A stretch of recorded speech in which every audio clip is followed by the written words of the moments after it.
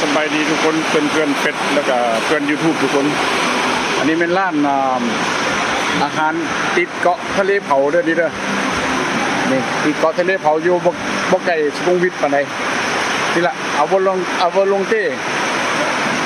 ใครจะกินแนวใดสั่งไม่ได้ตั้งขี่รถมากินเด้อเนี่ยเพราะว่าก่อนจะขึ้นเครื่องบินก็จะขึ้นยนต์ไปประเทศฝรั่งเศสมาแวะสั่งอาหารเพื่อจะไปกินนั่นอาหารทะเลสั่งตามสั่งแบบเอาบ่ลงเต้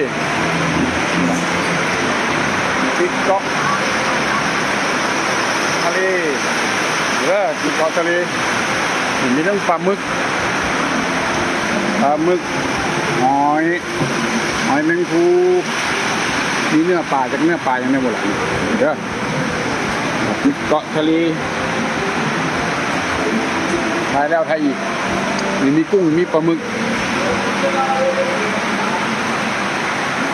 กุ้งสด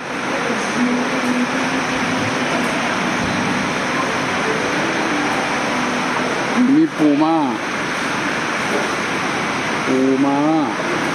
แล้วก็มีหอยนางรมหรือว่าหอยวิชายเกี่ยวไปเกี่ยวมาย่างไปพร้อมเลยอันนี้เป็นหอยยังบ่นี่ซื้อคนนี้บ่ฮู้ว่าหอยยังหรือว่าเดี๋ยวเขาจะไปถ่ายเอาบ่ได้อยากมาขี่มาเสือบ่เลยนี่มีของนี่คือตำบักหุ่งอันนี้นะอยู่ในอันนี้เฟรนช์ฟรายหรือว่าฟริต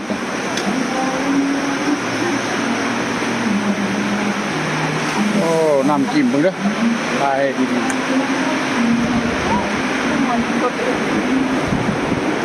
ให้มักแนวใดเลือกเอาเลยมื้อนี้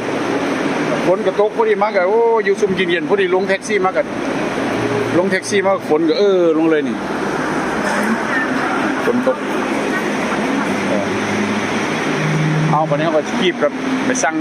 ตามสั่งได้เลยมีน้ำจิ้มมีซอสมียังนี่แหละ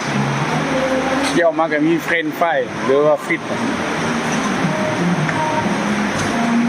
เอาวันนี้ก็จะได้มอดกล้องไว้ก่อนแล้วกันเอาตอนเผากุ้งเนาะ